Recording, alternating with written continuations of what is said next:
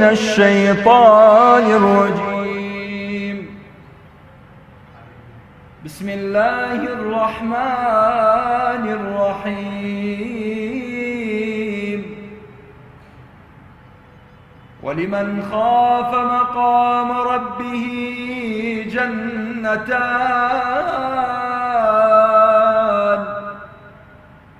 فبأي آلاء ربكما تكذبان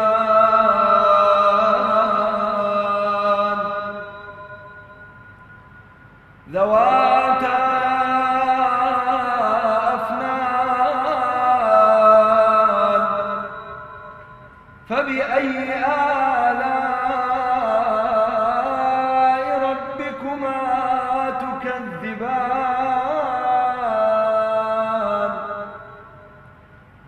فيهما عينان تجريان فبأي آلاء ربكما تكذبان فيهما من كل فاكهة زوجان فبأي آلاء ربكما تكذبان متكئين على فرش بطائنها من استبرق وجنى الجنتين دان فبأي آلاء ربكما تكذبان. بسم الله الرحمن الرحيم. بناوي خوای بەخشندەی میهرەبان سەلام و ڕەحمەتی خواتان لێبێ بینەرانی زۆر بەڕێز و خۆشەویستی کەناڵی ئاسمانی پەیام. بۆ جارێکی تر و لە ئەڵلقەیەکی نوێ لە بەرنامەی بەرزڕاگرتن و زیندوکردنەوەی شەوانی قەدر بە خزمەتی ئەوەی بەڕێز و خۆشەویست گەیشتینەوە هاوکات لەگەڵ ئەو ستافە خۆشەویستەی کە لەم بەرنمەیەدا ماندوونە ناسانە کار دەکەن بۆ ئەوەی بە شێوەیەکی ڕاستەوخۆ و زیندوو پەیامی شەوانی قەدر و خێر و بەرەکەت و ئەو فەزڵ و پلە و پایەی شەوانی قەدر بگەێنین بە ئێوەی خۆشەویست. ئازیزان و خۆشەویستان، بۆ ئەم شەویش لە خزمەتی بەڕێزتان ناین بۆ ئەوەی باس و خواسێک دەربارەی شەوانی قەدر بکەین ئینشاء الله. مامۆستا گیان بەخێر بی. زۆر سپاس ئامادەبوونت. پای گەورە پاداشت باتەوە ئینشاء الله. بێگومان ڕەمەزان خەریکە بەرە و کۆتایی ئەڕوا. ئێمە لەو ڕۆژانەین کە پێی ئەوترێک کۆتایەکانی مانگی ڕەمەزان، ڕۆژە کۆتایەکانی مانگی ڕەمەزان. بەردەوام ئەڵێن ئەلوەداع یا شەهر الخەیر، الوداع يا شهر البركة، الوداع يا شهر الإحسان. ئەمانە هەموو دووبارە ئەەکەینەوە. گرنگ ئەوەیە ئینسانەکان ئیسفادەیان کردبێ لە مانگی ڕەمەزان و پند و ئامۆژگاریەکی زۆریان لە ئەم مانگە وەرگرتە بێ. حتمما دیارە ئێمە باسەکە باسی بەرزڕاگرتنی شەوی قەدرە، بەڵام لە هەمان کاتە ئامۆژگاریەکی بینەرانی خۆشەویست و ئەو ئازیزانە ئەەکەینەوە کە ئێستا بینەرمانن بۆ ئەوەی بزانین چی سوودێک لە مانگی ڕەمەزان وەربگرین و چۆن بتوانین لە دوا ساتەکانی مانگی ڕەمەزانە خوای گەورە لە خۆمان ڕازیکەین و بەردەوام بین لەسەر ئەم تاعات و عیبادەتانەی کە لە مانگی ڕەمەزانە ئەنجامانداوە. دووبارە بەخێربی. زۆر سپاس. خوای پەروەردگار پاداشتان داتەوە سەرکەوتونتان کە لە کار و کردەوەکانتانە و کار و کردەوەکانی هەموو لایەکمان ببێتە جێگای ڕەزابوونی خوای پەروەردگار و داواکارین لە خوای پەروەردگار کە تاعاتی ئەم مانگە شەو نوێژەکانی و ڕۆژەکانی هەموو ئەو کار و کردەوانی کە کردومانە خوای پەروەردگار لێمان وەرگێت و بە ڕەحم و لوتفی خۆی مانگەێنێتە بەهشتەکەی کە بەڵێنی داوە ئیماندارە ئینشاء الله. کەواتە مامۆستا گیان ما یوستەفاد من ڕەمەضان، ئەوەی کە سوود بە ئینسانەکان ئەگەێنێ لە مانگی ڕەمەزان چین و چۆن مسلمان بتوانێت سوودی لە مانگی ڕەمەزان وەرگرتە بێ و چۆن بتوانێت دوای مانگی ڕەمەزان بەردەوام بێ لەسەر ئەو تاعات و عیبادەتانەی کە بە تایبەت لە دەشەوی کۆتایی مانگی ڕەمەزانە ئەنجامیان ئەدا، وەکو شەو نوێژ، وەکو چاکەکردن، وەکو سەدەقە، وەکو ئیحسان، وەکو بەردەوامبوون لەسەر نوێژی بەیانی، وەکو شەو نوێژ، ئەمانەمان بۆ شیکەرەوە. بسم الله الرحمن الرحيم. الحمد لله والصلاة والسلام على خير خلقه محمد وعلى آله وأصحابه أجمعين. دیارە مانگە ڕەمەزان مەدرسەیەکە یا بڵێن قوتابخانەیەکە بۆ پێگەیاندنی مرۆڤەکان ئەو مرۆڤانەی کە خی پەروەردگار ئەیەوێ لە باشەوە بیان با بۆ باشتر هەنگاوێکیان پێ بڕێ لەو حاڵەتەوە کە تایە ئەژین گەورەیان کە بیان کاتە ئەو بەندانەی کە خی پەروەردگار هەڵی بژاردوون بۆ خۆی لەبەرەوە خی پەروەردگار ساڵانە دەورەیەکی یەکمانگی ئەکاتەوە بۆ بەندەکانی خۆی بۆی ئەم بەندانە وردە وردە پێ بگەن کامەڵ ببن بگەنە ئەو مەبەستەی کە خی پەروەردگار ئەیەوێ وەکو خی پەروەردگارە فەرمێ لعلكم تعقلون خی پەروەردگارە فەرمێ ئومێ دەکەم بەهۆی ئەم عیبادەت و خواپەرستیەوە ئێوە بگەنە ڕیزی ئەو کەسانەی ژیرن و هەروەها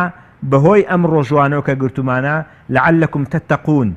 بە ئومێدی ئەوەی کە ئەم ڕۆژوەی کە ئێمە ئەیگرین بمانگەێنێتە ئاستی ڕیزی خواپەرستان بێگومان مانگی ڕەمەزان ئەو مەدرسەیە کە مرۆڤەکان فێری نوێژی بەیانیەکە مرۆڤەکان فێری ئەوەکە لە کاتی خۆیان بە نوێژی جەماعەت زۆرینەی خەڵقی مسلمان ئەوەی کە لە پێش مانگی ڕەمەزانە نەهاتوتن مزگەوتەوە بۆ نوێژی بەیانی نەیتوانی و ئامادە بێ بەڵام لە بەرەکەتی مانگی ڕەمەزان و لە ڕێبڕانی خەڵقی خی پەروەردگار ئەم ئاسانکاریان بۆ ئەکا بۆ ئەوەی کە ئەم بەندانە وردە وردە لەو قۆناغی پێش مانگە ڕەمەزانە بگوازرێنەوە بە قۆناغێکی تر کە قۆناغی بەردەوام بوونە لەسەر ئەم عیبادەتە کە پێوتری نوێژی بەیانی بێگومان نوێژی بەیانی خێر و چاکەی تایبەتی خۆی هەیە منزڵی تایبەتی خۆی هەیە لە ئیسلامە حسابی تایبەتی خۆی بۆ کراوە و حتا سنەتەکەیشی فەرقیە لەگەڵ سنەتەکانی ترە چونکە پێغەمبەری خوا صلی الله عليه وسلم فەرمێ ڕکعەتە الفەجر خەیر من الدنيا وما فيها ئەفەرمێ دوورکەعەتی پێش نوێژی بەیانی نوێژی بەیانەکە خۆی نا ئەو دوورکاتی کە لە پێش نوێژی بەیانایە خەیر من الدنيا وما فيها لە دنیا و ئەوەی کە تایەتی باشترە ئەی ئەبێ نوێژی بەیانەکە بۆ خۆی چه فەزڵ و گەورەیەکی هەبێ چه مەقامێکی هەبێ چه پاداشتێکی هەبێ لای خی پەروەردگار کەواتە ڕەمەزان ئەوەمان پێڵێ ئێمە ئەتوانین ئەوەی کە لەو پێش نەمان ئەتوانی بیکەین لە مانگە ڕەمەزانە بیکەین ئەوەی کە لەو پێش نەمان ئەتوانی لە خەو هەستین و لێ ببڕین و بچینە مزگەوت و جەماعەتکەین مانگە ڕەمەزان پێمانەڵێ تۆ ئەتوانی لە ریزی ئەو کەسانە بی کە بۆ نوێژی بەیانی ئامادەبی تۆ ئەتوانی لە ریزی ئەو کەسانەبی کە زووتر هەستی تۆ ئەتوانی لە ریزی ئەو کەسانەبی کە ببیتە کەسێک لە خوای پەروەردگار نزیک بیتەوە کەواتە ئەمە یەکەم هەنگاوە کە ئینسانی مسلمان ئەتوانێ سوودی لێوەرگێ و نیشانەی قبولبوونی تاعەتی مانگە ڕەمەزانیشە چونکە هەر کەسێک لەسەر چاکەکان بەردەوام بوو دوای ڕەمەزان نیشانەی قبولبوونی تاعەتەکەیەتی نیشانەی قبولبوونی خواپەرستەکەیەتی لەبەرەوە یەکەم سوود کە ئێمە ئەتوانین لە مانگی ڕەمەزانە وەریگرین و لە ئێستا بەدواوە کە مانگی ڕەمەزان بەرەو کۆتایی ئەڕوا کە ئەم شەوی 28ێتی لە دوای مانگە ڕەمەزانیش ئەبێ ئێمە هەنگاوی یەکەمان بریتی بێ لە نوێژی بەیانی بۆ ئەوی بڵێن کە ڕەمەزان دەورەیەک بوو من سوودم لێبینی توانین بەسەر نەفسما زاڵ بم توانین بەسەر خەوا زاڵ بم توانین بەسەر هەموو ئەو کۆسمانەیە زاڵ بم کە هاتۆتە ڕێم لە بەرامبەر چیە لە بەرامبەر ئەنجامدانی فەرزێک لە فەرزەکانی خوای پەروەردگار کەواتە مامۆستا لەم دو ساتانی مانگی ڕەمەزانە ئینسان چ شتێک بکە ئەگەر لەم فترەیە هەموو فریان نەکەوت بێ بۆ ئەوەی خۆی لە تاوان و گوناه پاک بکاتەوە شتێک بک لەم شەوانەیە فریای خۆی بکەوێ باشە ئەوەی کە زۆر گرنگە ئینسانی مسلمان بە تایبەت ئەوانەی کە لە پارشەوە هەرستن ئەوانەی هەڵستن پارشەوەکەن و خوای پەروەردگار لە قورئانە وەسفی کۆمەڵێک لە بەندەکانی خۆیە کە جیایە نەکاتەوە ئەفەرمێ كانوا قليلا من الليل ما يهجعون وبالأسحار هم يستغفرون فەرمێ بەشێکی کەم لە شەوە خەون و لە بەرەبەیانیشە داوای لێ خۆشبوونەکەن کەواتە ئیستیغفاری بەرەبەیان یەکێکە لەو هۆکارانەی کە ئینسانی مسلمان ئەگەر تا ئێستا نەیتوانی بێسوود لە ڕەمەزان وەرگری ئەم دوو شەوەی کەماوە یا ئەم سێ شەوەی کەماوە ئەتوانین زۆرترین ئیستیغفار بکەین بە ئومێدی ئەوەی کە خوای پەروەردگار پەردەیەکی سپی بێنێ بەسەر هەموو گوناحەکانمانە و جارێکی تر ئەو گوناحانەی کە بۆی داپۆشیوین لاپەڕیان لەسەر هەڵ نەداتەوە و ژیانێکی نوێ دەست پێ بکەین کەواتە ئەکرێ ئێمە لەم ڕێگایەوە لە ڕێگای ئیستیغفارەوە دەرگای لێخۆشببوونی خوای پەروەردگار بە ڕووی خۆمانە بکەینەوە و بتوانین ئەم هەنگاوە ببڕین بە تایبەت ئەوانەی کە داژەنیشن بۆ شەوی لەیلەتول قەدر پێغەمبەری خوا صلی الله علیه وسلم بە عائیشەی دایکی ئیمانداران ئەفەرمێ کە پرسیارێکی لێکە ئەڵێ ئەگەر شەوی لەیلەتول قەدر بوو من دانیشتم چ زیکرێک زۆر بکەم چ تاعەتێک زۆر گەورەیە پێغەمبەری خوا صلی الله علیه وسلم پێ فەرمێ دوعایەکی فێرەکە اللهم إنك عفو تحب العفو فاعف عني یا فاعف عنا بجمع ئەم دوعایە ئەمە دوعای شەوانی لەیلەتول قەدرە چونکە لێخۆشبوون داوای لێ خۆشببوونیکردن لە خوای پەروەردگار لەسەر و هەموو شتەکانی ترەوەی هەموو دنیات هەبێ ئەگەر خوای پەروەردگارت لێ ڕازی نەبێ هیچت نییە ئەگەر ڕەزامبوونی خوای پەروەردگارت بەدەستێنا ئەگەر هیچی شت نەبێ ئەوەشتی زۆر گەورەت بۆ خۆت مسەوگەر کردووە لە مانگە ڕەمەزان و لە شەوانی قەدرا بۆیە ئەم دوو ئەرکە کە ئینسانی مسلمان بتوانێت پێویستە یەکەم ئیستیغفار دووهەم داوای لێ خۆشببوونی کردن ومێ دەکەین لاپەڕەیەکی نوێ لە ژیانی ئینسانی مسلمانە دەست بکە ئینشاءالله کەواتە مامۆستاجان وەک لە ئەثەرا هاتووە کە ئینسان پێشەوەی شەو نوێژ بکە یاخود شەوی قەدر زیندوو بکاتەوە پێویستە سەدەقەیەک بکات چاکەیەک بکە ئەوە چۆن بابەتێکە چۆن ئەتوانێت ئینسان لەم یەک دوو شەوەی کۆتایی مانگی ڕەمەزانە بتوانێت چاکە بکە خێر بکە ئیحسان بکە بەرامبەر خەڵکی باش بێ مەسەڵەن ئەوەی کە خوای گەورە پەیداوە لە سامان و مڵک و ئەوە بتوانێت بیبەخشێ ئەمە چۆنە خۆی سەدەقە لە کاتێکەوە بۆ کاتێکی تفەرقەکە جا سەدەقە دوو جۆری هەیە جۆرێکی هەیە واجبە بەڵێ تێگەی بەشە واجبەکەی کە ئێستا ئەمە لەم بەشە کۆتاییان کە پێوترێ سەدەقەی فیتر زەکاتی سەرفیترە ئەمە واجبە هەر کەسێک دەری نەکردبێت لە ئێستا بەدواوە لە شەوی 27 و 28 و 29 واجبە تا نوێژی جێژن ئەم سەدەقەی سەرفیترە دەربکرێ وەکو پێغەمبەری خوا صلی الله علیه و سلم فەرمێ پاکەرەوەی بۆ ڕۆژووی ئینسان و لە هەمان کاتیشا طعمة للمساکین خواردنێکیشە بۆ چینی هەژارەکان کەواتە ئەم سەدەقەیە هەر کەسێک نەیکردبێ با لەم دوو سێ شەوەی کەماوە بتوانێت ئەم ئەرکە جێبەجێکا بۆ ئەوەی کە ڕۆژەکانی پاداشتەکەی کەم نەبێتەوە چونکە ئەو سەدەقەیە بۆ ئەوەیە کە پاداشتە ڕۆژەکە و خۆی بمێنێتەوە و لە هەمان کاتیش هاوکاریکردنی هەژاران بێ ئەوە بەشەکەیەتی ئەو بەشەی تریشیان کە پێی ئەوترێ سەدەقەی تەطەوع کە پێغەمبەری خوا صلی الله علیه وسلم صیفەتی وابووە لە مانگە ڕەمەزانە بەخشینەکەی فەرقیە بۆ لەگەڵ یان زەمانەکەی ترە لە دەشەوی کۆتاییشا بەخشینەکەی فەرقی هەبووە لەگەڵ دەشەوی سەرەتای مانگە ڕەمەزان کەواتە ئەکرێت دەشەوی کۆتایی حتا صحابەی بەڕێزی پێغەمبەری خوا صلی الله علیه وسلم وا وەسم پێغەمبەری خوا کەم فەرمێ کەریحی المرسلە فەرمێ بەخشیشەکانی وەکو چی وابوو وەکو باوا بوو هەموو دەوروبەرەکەی خۆی ئەگرتەوە هەرچی هەیبوو پێغەمبەری خوا صلی الله علیه وسلم ئەیبەخشی کەواتە ئەکرێ ئێمەش بۆ ئەوەی کە نیشانە بێ لەسەر ئەوەی کە پاداشتی عیبادەت و خواپەرستیەکانمان مسەوگەر بێ و خێر و چاکەکان مسەوگەر بێ چاوکەین لە پێشەواکەمان باش وایە ئەوەی کە لە جیفانمان هەیە ئەو شتێک کە لە جیفانمانەیە بەشێکی چونکە ئیسلام داوای ئەوەی نەکردووە هەمووی ببەخشی بەشێک کە لۆی لە گیرفانتا هەیە شتێکی لێ ببەخشە بە ئومێدی ئەوەی کە تەشبیهەن بە پێغەمبەری خوا صلی الله علیه وسلم و پاداشتەکان زیاتر بێ و گەورەتر سەبارەت بە دوعاکردن مامۆستاجان ئینسان لە چ حاڵەتێکا دوعا بکە باشە و کاتی دوعا دیاری کراوە کاتی دوعا يعني دوعا بەعام هەموو بەشی ئینسان نەگرێتەوە هەموو ژیانی ئینسان نەگرێتەوە ئەوانەی کە دوعا ناکەن خوای پەروەردگاریان خاتە جەهەنەمەوە إن الذين يستكبرون عن عبادتي سيدخلون جهنم داخلين ئەوانەی کە خۆیان بە گەورە ئەگرن لە ئاستی خوای و دەستیان بەرز ناکەن و لە خوا ناپەڕێنەوە ئەو خوای پەروەردگار حسابێکی جیان لەگەڵاکە ئەن خاتە ئاگری جەهەنەمەوە بەڵام ئەوەی کە گرینگە ئایا ئێمە چ کاتێک هەڵبژێرین بۆ دوعاکانمان چونکە هەڵبژاردننی کاتی دوعا ئەویش پێویستە بە تایبەت ئەو کەسانی کە داعنیشن کە حەدیثێکی ئیمامی مسلمان هەیە پێغەمبەری خوا صلی الله علیه وسلم باسی ئەومان بۆ کە فەرمی خوای پەروەردگار لە هەموو شەوەکانی ساڵە ئەمە تایبەت نیە بە مانگە ڕەمەزانەوە لە هەموو شەوەکانی ساڵە یەتە ئاسمانی دنیا باش کە یەتە ئاسمانی دنیا خوای پەروەردگارە فەرمێ چێ داوایەکی داواکەی بۆ جێبەجێک چێ داوای لێ خۆشبوونەکە لێ خۆش چێ پێداویستیەکی پێداویستەکەی بۆ جێبەجێک کەواتە ئەکرێتەوە ئەم شەوانێکی داعنیشی لە بەرە بەیانە ینی شەو بکرێ بە سێ بەشەوە بکرێ بە سێ بەشەوە دوو بەشی بڕوا بەشێکی بمێنێ ئەمە باشترین کاتی دوعایە لە چیە لە مانگە ڕەمەزانە هەرچەند ئێمە لە مانگە ڕەمەزانە کاتی بەربانگمان هەیە لە هەفتەیەکە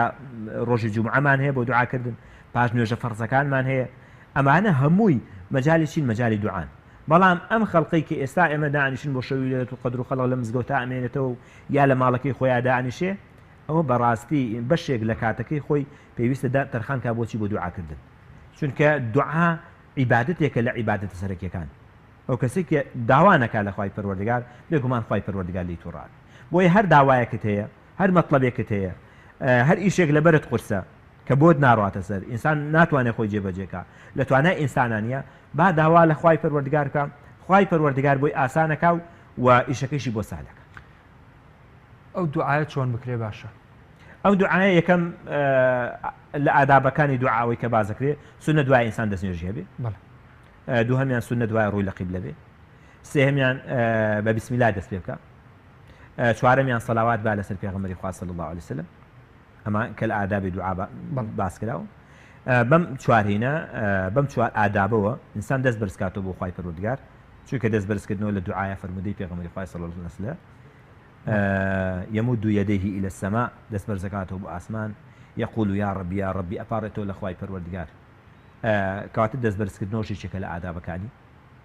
ئەنجا شێوازی دوعاکان ئینسانی مسلمان لە سەرەتاوە لە خۆیەوە دەست پێەکە، ینی هەر دوعایەکی کرد بۆ خۆی ئەنجا بۆ عامی مسلمانان، و ئەو دوعایانەی کە زۆر بە گرنگیان ئەزانێت سونە دوایە سێ دووبارەی کاتەوە، سێجار دووبارەی کاتەوە تەلەبیاتەکان لە خوای پەروەردگار بکە، ئینشاءالله خوای پەروەردگار وەڵامی ئەداتەوە. وەکە کۆتاییشی پێێنە سەڵاوات با لەسەر پێغەمبەری خوا صلی الله عليه وسلم بە ئومێدی ئەوەی کە عامی دوعاکان لەم مەجالەیە وەربگیرە. زۆر باشە مامۆستا گیان ئێمە بڕگەیەکمانەیە بڕگەی مناجاتە، ئەگەر ئیزنمان بەی هەندێک مناجاتەکەین و مناجاتەکەی ئەم شەویشمان بریتە لە خواحافیزی لە مانگی ڕەمەزان. الوداع يا شهر الخير إن شاء الله.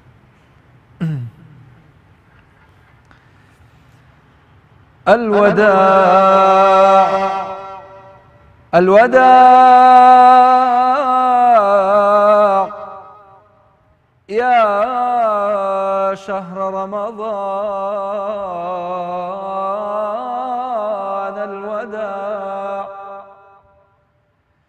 الوداع يا شهر الطاعة والعبادة، الوداع يا شهر القيام والصيام، الوداع يا شهر القدر ويا شهر البدر، الوداع يا شهر الإحسان والإيمان، فتحت فيك أبواب الجنان،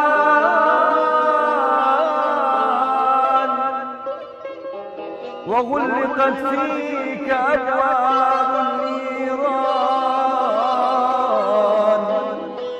وصفدت فيك الشياطين.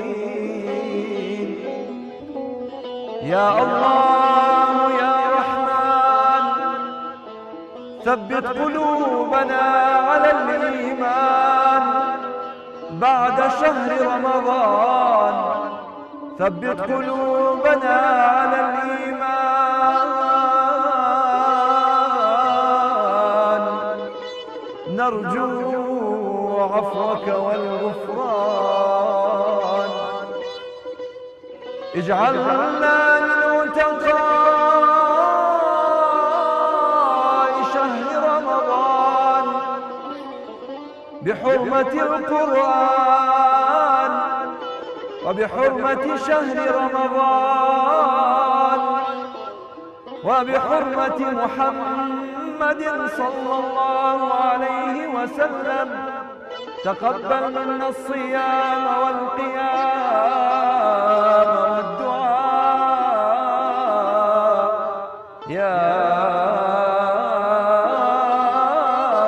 أكرم الأكرمين، وصلى الله على محمد الأمين.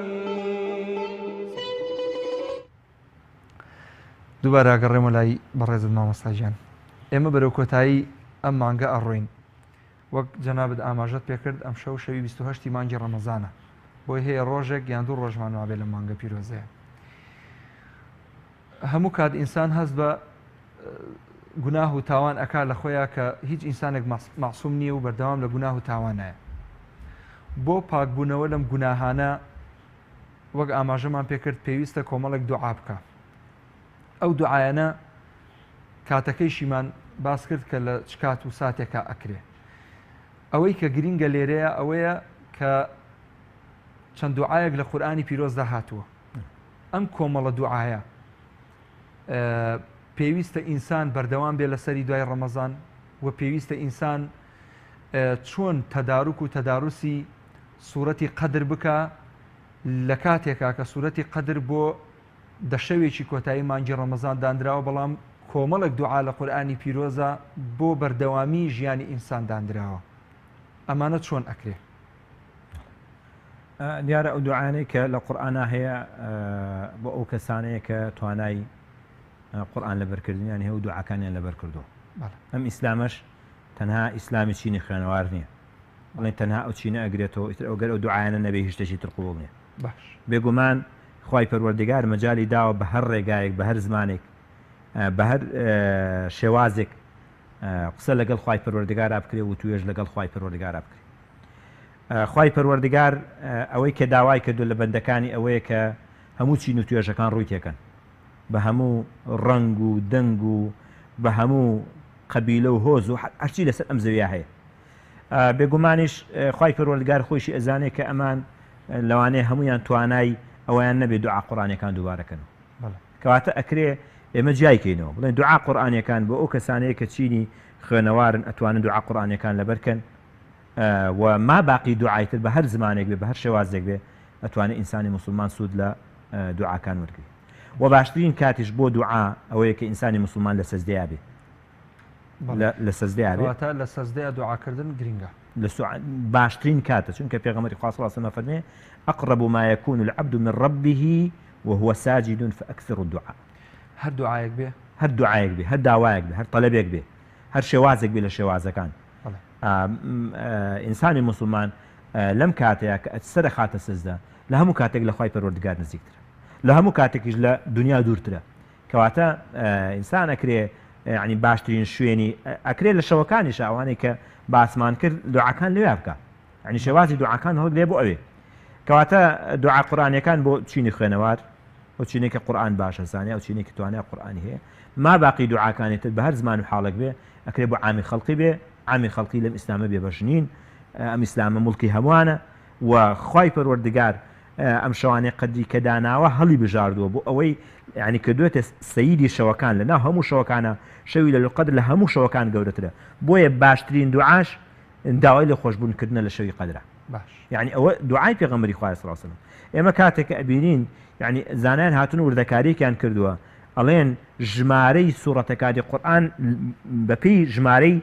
ئەو وشانەیە کە لە سوورەتی قەدرا هەیە، ژمارەی جوزئەکانی قورئان بە هەمان شێوە یعنی هەمووی لەوێ کۆکراوەتەوە. خوای پەروەردگار ئەم ئیسلامەی هەمووی لەم سوورەتەیە کۆ کردوێتەوە. کەواتە ئەکرێ ئێمە خەو یان وڵی تەمەڵی یا هەر ناوی کتری لێنی لە دەشەوی کۆتاییە ئینسانی مسلمان لە خوای پەروەردگار نزیک بێتەوە. ئەم دەشەوە ئینسانەکرێ نەخەوێ خەریکی خواپەرستی بێ بۆ ئەوەی کە یەقینی هەبێ هەرچەندە ئێمە مەطلب نییە بزانین شەوەکە شەوی لەیلەتول قەدرمان بنووسی بوویان ئەمە بۆ عیبادەت هەڵەستین، بەڵام گرنگیشە ئینسانی مسلمان ئەو ئەجرە گەورەی دەستکەوێت، ئەو ئەجرە گەورەیە کە باس کراوە لە شەوی لەیلەتول قەدرە. کەواتە ئەگەر ئێمە هەر دەشەوەکە دانیشین هەم ئیعتیکافەکە بکەین ئەوەی کە پێغەمبەری خوا صلی الله علیه و سلم کردوێت ئێمە گەر نەتوانین ڕۆژەکەی لەگەڵا بێ باشەوەکان ئیعتیکافی لەگەڵا بێ وهم ليلة القدر كش لباليا شو كأم دو عبادة لقاليكا أتواني من هردو عبادتك في غمر خاص الله صن بيكو كردوتي بوي كده شوي كوتاي ماوتو هم ليلة القدر كي زينو كردوتو وهم اعتكافك شي كردو لقل أوي شوي ليلة القدر شوي شي بيروزا أم هم دعاء أجر إنسان يكبيكا لقل دايكو باوكيا عاقبه لقل هاوري ودر ودراوسيكيا کێشەدار بێ کێشەی هەبێ قسە نەکا لەگەڵ خەڵکیە مڕومۆت بێ وەک ئێمە ئەڵێین ئەمە دوعای لێ قبوڵە بێ؟ وەڵی دوعا کۆمەڵێک هین مانعی هەیە بێ مانعەکان نەبن بەڵێ یعنی بێ مانعەکان ئەو مانعانەی کە باسەکرێ لە دوعایەک یعنی کۆمەڵێک شت ڕێگرە لە دوعایە ئەبێ ئەو مانعانە نەمێنێ یەکەم بۆ منە خواردنەکەی حەڵاڵ بێ جلەکانی حەڵاڵ بێ ئیشەکەی حەڵاڵ بێ سێم دڵی دایک و باوک و قسم و دۆست لە خۆی نێشێنێ یعنی مانعی دوعا نابێ هەبێ ئەگەر مانعی دوعا هەبوو ئەو کاتەم دوعای بەرز نابێتەوە خوای پەروەردگار وەری ناگرێ بۆیە ئەو کەسی کە ئەوێ دوعا بکە ئەبێ تۆبێ بکە ئەگەر مافی خەڵقی لەسەر مافی خەڵقی بگەڕێتەوە ئەگەر حەقی دایک و باوکی لەسەر حەقی باوک و دایکی بداتەوە خزم و دۆست و ئەقرێبا ئەوانەی کە مافیان هەیە بەسەریەوە مافی ئەوان ڕەت کاتەوە ئەنجا بپارێتەوە لە خوای پەروەردگار. ئەی مافی خەڵکێک کە نەیتوانی بێت تا ئێستا بیداتەوە نەشزانێت چۆن بتوانێت ئەمە بداتەوە ئەوە چی بکە ئەگەر کەسەکە نەناسراو بوو ئەنی بۆ نمونە ئەم ئەوێ مافی فڵان کەسێک کە لە سەردەمێکی نەزانیا خواردوێتی لە سەردەمێکی نەزانیا ماڵی کەسێک هاتۆ بەلای و ئێستا ئەگەر میراتبەرەکانی ناسێ ئەبێ مافەکان بۆ ڕەت کاتەوە ئەبێ مافەکان بۆ ڕەت کاتەوە بە هەر شێوازێک لە شێوازەکان بێ ئەگەر نەزانرا بۆ منە جاری وا هەیە وڵاتێکی ترە شوێنێکی ترە لەوانەیە نەکرێ هەواڵی پرسێ ئەکرێ ئەمە بکرێتە مەشروعێکی خەیریەوە بکرێ بە سەدەقەیەکی جاریە بۆ خاوەنەکەی بکرێتە مزگەوتێکەوە هەر کاتێکیش خاوەنی بوو خاوەنەکە مافەکە بۆ مافەکە بگێڕێت زۆر باشە هەمومان نەزانین ئەگەر کرێکارێک کرێکاری بکە سەر لێوارە کە کارەکەی تەواو بوو پاداشتەکەی وەرەگرێ ئێمەش وەکو کرێکارێک کە ئەم ڕۆژ و ماندووبوونەی لەسەرمانە و بەم هاوی نەگەرمە کە دوعاژ ئەەکەین خی گەورە لێمان قبولەکە و شەوی قەدری زیندوو ئەەکەینەوە بەرزی ڕائەگرین خی گەورە باسی لە دەرگای ڕەیان کردووە ئەمە چۆنە ئەم دەرگایەکە لە بەهشت بێگومان و بەس بۆ ڕۆژوانانە ئێمەی شوملەکە بە گشتی مسلمانان شوملەکە یاخود بەز ئەوانی کە بە ڕۆژوو بوون ئەمە چۆن دیارە ڕۆژوو ئەوەی کە پێغەمبەری خوا صلی الله علیه و سلم فەرموویەتی ئەمە تەنها ڕۆژوان لێوە چێتە ژوور شەهیدیش لێوەی ناچێتە ژوور یعنی ئەهلی بەهشت جاکرێنەوە لەوانەیە کەسمان هەبێ ئەهلی بەهشت بێ بەڵام توانێت ڕۆژوگرتنی نەبێ ئەمە دەرگای ڕەیان شمولی ناکات چونکە تینووی نەبووە چکە بۆیە پێوترە ڕەیانە بێم کەسە تینووی بێ تێگەی یعنی ئەو کەسە کە خۆی تینو کردووە لە بەرخوای پەروەردگار بێگومانیش ئەو کەسە تینوێ بێ کە ڕۆژوەگرێ ئەمە تایبەتە بە کە پێغەمبەری خوا صلی الله علیه و سلم دیاری کردو تایبەتی کردو بە ڕۆژوانە پاداشتی ئەم تینوێتی ئێستا لەکوێ ئەبینیتەوە لە بەهشت ئابینیتەوە ئەو کەسەی کە ڕۆژووی گر لێرە خۆی تینو کرد بێگومان لە بەهشتا پاداشتەکەی ئەبینێتەوە لە دەرگای ڕەیانەوە چێتە ژوورەوە ئێمە ئەم دەرگایە تایبەتە وەکو پێغەمبەری خوا صلی الله علیه و سلم دیاری کردووە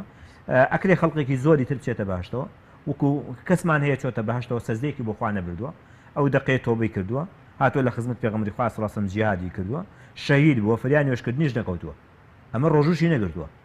وانە بەڵام پێغەمبەری خوا صلی الله علیه و سلم فەرمی عمله قلیل وثوابه كثير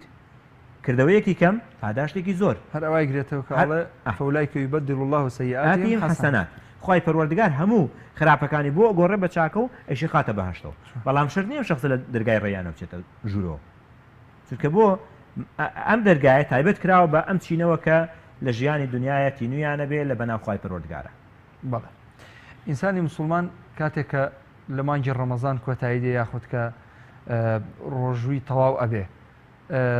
خی گەورە چ مژدانەیەکی پێبەخشیوە ئەو مژدانەیە چییە کە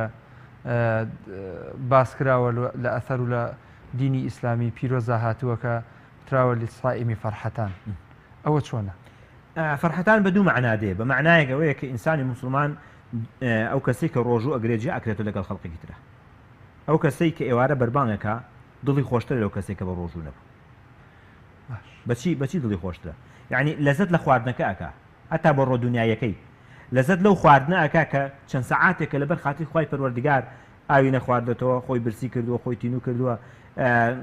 تووشی شەکەت و ماندووبوونێک بووە ئەمە ئێستا خی پەروەردگار ئەم خواردنانەی بۆ حەڵال کردووە چونکە ئەم خواردنە دە دقە پێش بانگ حرامە بەڵام لە دوای بانگ نەخواردنی حرامانجا لە نەخۆ چکە ئیسلام وای داناوە بێ ئینسانی مسلمان بابەت بێ بەهمون کەواتە ئەم فەرحەتانێکە بۆ کاتی نان خواردن بۆ کاتێکی ئینسان ڕۆژوشکێ لە هەمان کاتیشا دڵخۆشیە کە بۆی کە ئینسان فەرمانی خی جێبەجێ کردو ینی لە دنیاشا دڵخۆشە بێ لە دنیاشا دڵخۆشە بێ لە خوا سپاس بۆ تۆ کە من توانیم ئەمڕۆ ڕۆژۆکە بگرم لە کاتێکیش کە ئەگەی بە پەروەردگار وحینە یلقی ڕەبەهو لەو کاتەیشا ئینسانی مسلمان ڕۆژوان دڵخۆشە بێ بەچی بۆ ڕۆژێکە گرتوێتی یعنی دوو جیاوازیەکان بۆ دنیا جیاوازیەکان بۆ قیامەت هەردووکیشی بۆ تایبەتە بەچیەوە تایبەتە بۆ کەسی کە ڕۆژوەکە بەڵێ زۆر باشە کەواتە مامۆستاجان ئێمە لە بەرنمەکانی ڕابردووە ئاماژەمان بە شەوانی قەدر کردووە کە شەوە تاکەکان خێری زیاترە لە شەوە جووتەکان بۆ نمونە شەوانی 23 و 25 و 27 ئێمە دوێنێ لە شەوی 27 بووین ئەم شەویش 28 مانگی ڕەمەزانە نوێژ و تاعەت و قیام اللەیل لە بانگی ئیشاوە دەستی پێ ئەکات تا نوێژی بەیانی ئەی ئەگەر لە کاتێکی ترە ئینسان بیەوێ مەسەڵەن ئەم نوێژانە بکات لە کاتێکی ترا بیەوێ کڕۆژ بەرێ بۆ خوا لە کاتێکی ترا بيوێت بەرەو تاعات و عیبادەتێکی زیاتر بچێت دوای ڕەمەزان غەیری ڕەمەزان بڵێ مەبەستەکەم ئەوە دوای ڕەمەزان ئەو لەو حاڵەتەیە چی بکا باشە بێگومانەوە کەسی کە وەکو لە سەرتاوتمان ئەم دەورەی بینی دەورەی ڕەمەزان کەسی شەو لەسەر یەک ئینسان ڕۆژەکەی بە ڕۆژووە شەوکەچی تەراویح حکا تەراویح بە معنای ئیسلاحەتیەت و لە هەمان کاتیشا بە معنای قیام اللەیل یعنی شەو نوێژی ئەو شەوەی کە ئینسان کردوێت بێگومان ئەبێ ئینسانی موسڵمان هەوڵدا لە دوای ڕەمەزانیش ناڵێن یان زەرکات ناڵێن یان زەرکات بەڵام بەلایەنی کەمەوە دوای نوێژی عیشاوە سێ ڕکاتی وەتر کە بە شەو نوێژ حسابە ئەویش سێ ڕکاتی وەترکە چونکە پێغەمبەری خوا صلی الله علیه وسلم جیای کاتەوە ئەم وەترەی کە ئیکەین لەگەڵ ئەو تەراویحانەیە تایبەت نییە بە ڕەمەزانەوە باش بەڵێ تەراویحەکە یان زەر ئەش ڕکاتەکە تایبەتە بەڵام وەتر تایبەت نییە بە ڕەمەزانەوە بۆ هەموو کاتەکانی تری تەمەنی ئینسانی ئێمە وەکو نەریتێک ئەبێ بکرێتە عادەتێک وەکو چۆن نوێژی فەرزەکەی نوێژی ئیشاکەین ئاواش هەوڵ بدەین نوێژی وەترکەی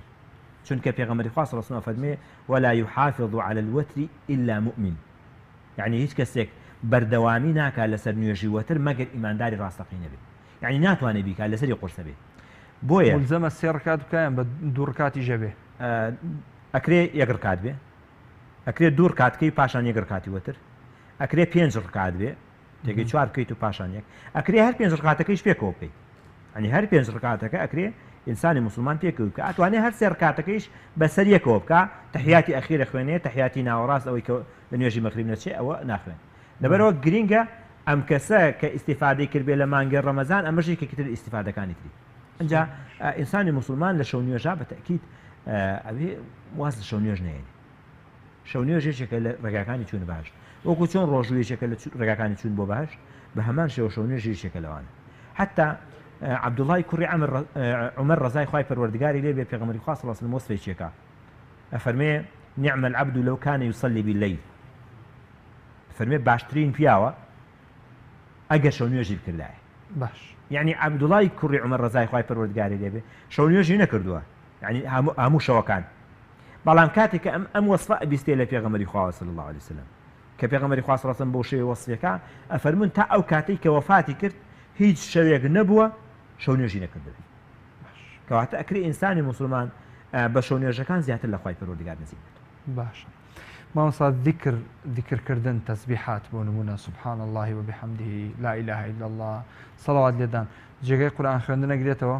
بۆ کەسێک کە نایزانێ فەرقی لەگەڵ کەسێک کە ئیزانێ باش بۆ کەسێک کە نایزانێ طبعا پاداشتەکەی چۆنە پاداشتەکەی پێغەمبەری خوا صلی الله علیه و سلم کە لە حەدیثا دیاری کردووە فەرمێ خير من الانفاق الذهب والفضة ما شاء الله پاداشتەکەی گەورەترە لە بەخشینی ئاڵتون و زیو باشترە لەو کەسەی کە جیهاد دەکات لە پێناو خوای پەروەردگارە لەو کەسەی کە لە سەنگەرا دانیشتووە ئەفەرمێ خێری زیکر پاداشتەکەی بەم شێوەیە کە پێغەمبەری خوا صلی الله علیه و سلم دیاری کردووە ئەنجا زیکر بە هەموو بەشەکانیەوە بە هەموو بەشانەی کە هەیەی و زانایانی شەبوون یعنی پیاوی وا هەبووە لە شەو ڕۆژێکە 20,000 زیکری کردووە لە عابیدە گەورەکانی سەردەمی خۆیان لە تابعینە کەواتە ئەکرێ ئینسانی موسڵمان بەشێکی بۆچی دانێ بۆ زیکر دانێ ئێمە کۆمەڵە کاتی زۆرمان هەیە بە فیڕۆڕوە ئەوەنەی کە گەنجەکانمان یاری مۆبایلەکەن یا سەیری ئەنتەرنێت دەکەن یان بەشێک لە کاتەکەی خۆیان دانێن بۆچی داینن بۆ زیکر یعنی ئەگەر لە هەموو ڕۆژێکا سەعاتێک دانێ بێگومان گەورەترین ئەجرمان بۆ خۆمان مسەوگەر کرد ئەنجا قورئان خوێندن طبعا ئەکرێ ئینسانی موسڵمانیش هەموو شەو ڕۆژێک ختم بکات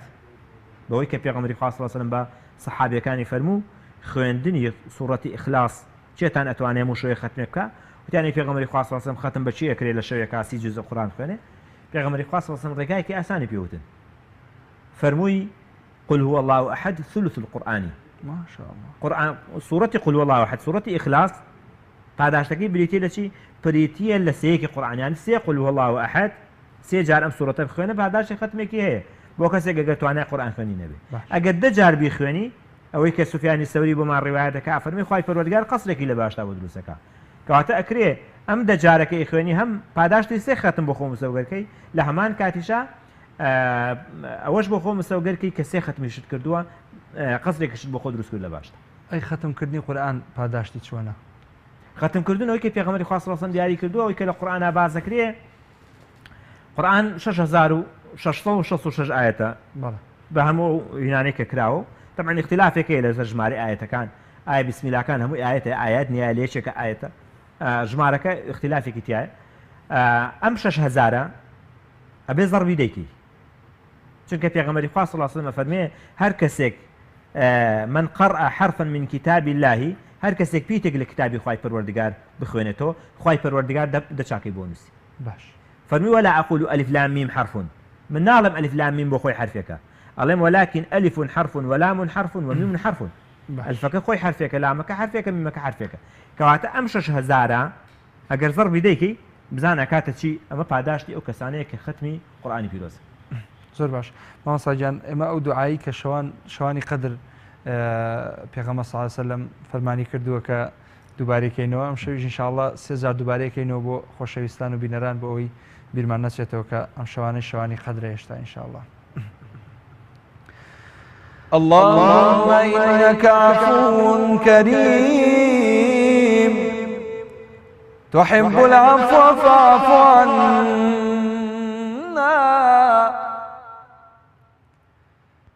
اللهم إنك عفو كريم تحب العفو فاعف عنا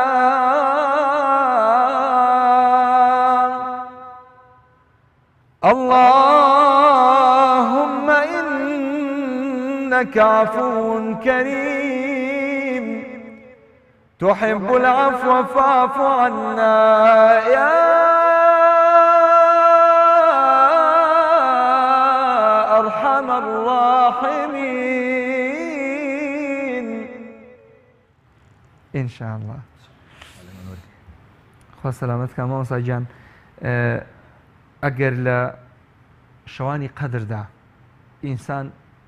سەڵات و تەسابیح ئەنجام بدا خێری زۆرە. سەڵات و تەسابیح ئەوەی کە لە فەرمودەی پێغەمبەری خوایە صلی الله علیه و سلم فەرمودەکە اختلافێ لەسەر صحیحی و ضعیفی فەرمودەکە. باش ئەو زانانەی کە ئەفەرمون صحیحە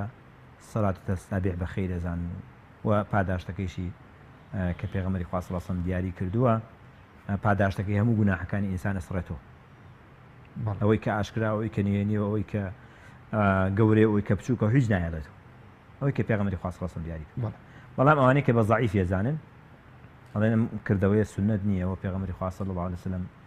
بە سنەتی دانناوە. خۆت پێت وایە من پێم وایە فەرمودەکە صحیحە لەبەرەوەی شێخی ئەلبانی تەصحیحی فەرمودەکەی کردووە لە سنەنی ئەبوو داوودا فەرموویەتی فەرمودەیەکی صحیحە. چۆن ئەبێ ئەنجام بدرێت لە تەمەنا جارێک دوو جار ئەوەی کە پێغەمبەری خوا صلی الله علیه و سلم دیاری کردووە فەرمێ ئەگەر توانیت هەموو ڕۆژێک سەڵات تەسبیح بکە گەور نەتوانی هەفتەی جارێک ئەگەر نەتوانی مانگی جارێک ئەگەر نەتوانی ساڵی جارێک ئەگەر هەر نەتوانی لە هەموو تەمەن تا یەک جار ئەم سنەتە جێبەجێکە بە ئومێدەوەی کە خوای پەروەردگار لاپەڕەیەکی نوێ لە ژیانی ئینسانەکەیە هەڵبداتەوە. زۆر باشە. ئەی ئەگەر لە حاڵەتێکە ئینسان ڕەمەزانی بەسەرا تێپەڕی کۆتایی هات سواز بۆخوا کە ئەبێ شکرانەی خۆش بکە کە ڕەمەزانی گرتووە بۆ ئەوەی بەردەوام بێ لەسەر ئەم ڕۆژ و گرتنە و لەسەر ئەم تاعەتە دوای ڕەمەزان چ ڕۆژێک بگرێ باشە. ئەوەی کە لە فەرمودەی پێغەمبەری خوا صلی الله علیه و سلم هاتووە باسی ڕۆژووی شەوالە کە پێغەمبەری خوا صلی الله علیه و سلم فەرمێ هەر کەسێک من صام رمضان ثم أتبعه بست من شوال كان كصيام الدهر. فەرمێ هەر کەسێک ڕۆژووی ڕەمەزان بگرێ پاشان 6 ڕۆژ لەگەڵ لە مانگی شەوالا بگرێ ئەوە خوای پەروەردگار بە ڕۆژووی هەموو ساڵەکە بۆ حسابەکە. طبعاً بە ڕۆژووی هەموو ساڵەکە ئێمە ئەزانین ئەم مانگە پاداشتی دەمانگی هەیە چونکە چاکە یەک بەدێ لە مانگە ڕەمەزان هەموو چاکە یەک بەدێ یعنی ڕۆژوویەک پاداشتی دە ڕۆژووی هەیە کەواتە ئەوە دە مانگ بە ڕەمەزانەکە مسەوگەر بوو و لە هەمان کاتیشا بەو 6 ڕۆژەی کە ئیگری پاداشتی 2 مانگی تر مسەوگەرەکەی کەواتە بۆیە پێغەمبەری خوا صلی الله علیه و سلم فەرمێ کانە کەصیامی الدهر وەکو چی وایە وەکو هەموو ساڵەکە بە ڕۆژوو بوایە. زۆر باشە مامۆستا کۆتا پرسیارم ئەگەڕێینەوە سەر باسی قەدر چونکە دوایەوە ئینشاءالله بڕگەی دوعامانەوە ئەگەر تەفسیری سوورەتی قەدر ئەوەندەی کە ئێمە بیزانین لەیلەتول القەدری خەیر من ئەلف شەهر کە یەکسانە ئەو ئەلفی شەهرە بە 83,000 ساڵ چۆن ئینسان لە سوورەتێکی ترە ئەمە چۆن تەفسیر بکە کە خی گەورە ئەفەرمێ ئینە ئەنزەلناه فی لەیلەة مبارەکە. ببوورە من مەبەستم ئەوە بوو ئینە ئەنزەلناه فی لەیلەة القەدر چ ڕەبتێکی بە ئینە ئەنزەلناه فی لەیلەة مبارەکەوە هەیە؟ طبعا قورآن ئەمیان باسی هاتنە خوارەوەی قورآنەکەن. قورآن لە شەوێکی پیرۆز هاتووەتە خوار. ئینە ئەنزەلناه فی لەیلەة القەدر، قورآنمان لە شەوێکی بەڕێزا ناردووەتە خوارەوە، کەواتە ئەم دوانە تەواوکەری یەکترین. جا تفسيري إن أنزلناه في ليلة القدر لقل إن أنزلناه في ليلة مباركة زانایان ئەفەرمون لێک یەدەن بەوەی کە خوای پەروەردگار لە شەوی لەیلەة القەدر مەقادیری خەلائق بۆ ساڵی ئاتی دیاریەکە، ڕزقیان بۆ دیاریەکە، ژیانیان بۆ دیاریەکە، مردنیان بۆ دیاریەکە، هەموو ئەو شتانەی کە پەیوەندی پێوە هەیە لە شەوی لەیلەة القەدر دیاریەکەن. هەرچەندە هەندێکیش هەن کە ئەڵێن ئەمە لە 15 شەعبان نافێ. ڕەبتی بۆ فەرموودەیەوە هەیە کە ئەڵێ بكتب رزقه وأجله وعمله وشقي أو سعيد؟ لا أول هشتا إنسانك نهاتو جياني دنيا باش بەڵام ئەمانەی کە هەن لەسەر زەویە، ئەوانەی کە هەن لەسەر زەویە تەمەنی چەنەماوە، حتا پێغەمبەری خوا صلی الله علیه و سلم فەرمێ کەسی وایە خەریکی زەراعەت، بەڵام لە لیستی تۆماری مردوانە ناوی تۆمار کراوە، یعنی ساڵی ئاتی ناگاتەوە ژیان، ناگاتەوە لەیلەة القەدرێکی تر. کەواتە ئەوەی کە هەیە بۆ کەسە زیندوەکان تەقادیری ژیانیان بۆ دیارێکرێ. ئەوەی تریان ئەوە کە ئەم مناڵە لەسکی دایکایە، لەسکی دایکایە خوای پەروەردگار بۆی ئەنووسێ ڕزقەکەی ژیانەکەی شەقی و سەعید هەموو ئەو شتانەی کە بۆ دیارێکرێ. داواکانی خی گەورە لەیلەة القەدر بە نسیبمان بکەین. ئامین ئینشاءالله. مامۆستا گیان ئێمە کۆتا بڕگەمان بڕگەی دوعایە، چەند دقەیەکمان ماوە بۆ دوعا ئینشاءالله ئەگەر جەنابەت هەندێک دوعامان بۆ بکەی بۆی خی گەورە ئەم شەومان لێ قبوڵ بکە و ئەم دانیشتنەمان بکە بەمای خێر و بەرەکەت بۆ داهاتوی ژیانمان ئینشاءالله. ئینشاءالله.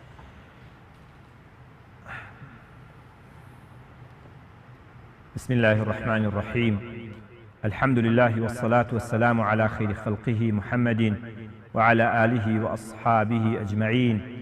ربنا اغفر لنا ولإخواننا الذين سبقونا بالإيمان ولا تجعل في قلوبنا غلا للذين آمنوا ربنا إنك الرؤوف الرحيم. ربنا آتنا في الدنيا حسنة وفي الآخرة حسنة وقنا عذاب النار.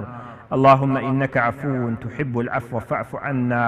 اللهم إنك عفو تحب العفو فاعف عنا. اللهم إنك عفو تحب العفو فاعف عنا.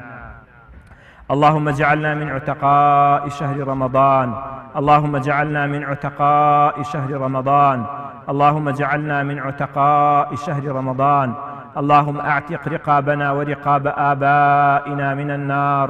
اللهم اعتق رقابنا ورقاب آبائنا من النار. اللهم اعتق رقابنا ورقاب آبائنا من النار. اللهم يا محب التوابين تب علينا. اللهم يا محب التوابين تب علينا. اللهم يا محب التوابين تب علينا. ويا غياث المستغيثين أغثنا. عافنا فاعف عنا. وعلى طاعتك وشكرك أعنا. وعلى الإيمان والإسلام توفنا وأنت راض عنا يا رحمن يا رحيم يا الله. اللهم آت نفوسنا تقواها وزكها أنت خير من زكاها أنت وليها ومولاها. اللهم اشفنا واشف مرضانا وسلم أحياءنا وارحم موتانا. اللهم إنا دعوناك كما أمرتنا أجب دعوتنا كما وعدتنا. اللهم متعنا بأسماعنا وأبصارنا وقوتنا واجعله الوارث منا واجعل ثأرنا على من ظلمنا وانصرنا على من عادانا ولا تجعل مصيبتنا في ديننا ولا تجعل الدنيا أكبر همنا ولا تسلط علينا بذنوبنا من لا يخافك ولا يرحمنا. اللهم آت نفوسنا تقواها وزكها أنت خير من زكاها أنت وليها ومولاها. آمين والحمد لله رب العالمين وصلى الله على محمد وعلى آل محمد والسلام عليكم ورحمة الله وبركاته. خی گەورە پاداش بداتەوە مامۆستا گیان. بەڵێ بەڕێزان خۆشەویستان بەم شێوەیە هاتینە کۆتایی ئەڵقەی ئەم شەوی شەوانی قەدر. سپاس بۆ ئەوەی کە بینەرمان بوون، هەروەها سپاسێکی بەپایان بۆ ئەستافە خۆشەویستەی کە هاوکارمان بوون. خی گەورە پاداشی هەموو لایەک بداتەوە. والسلام عليكم ورحمة منه وبركاته.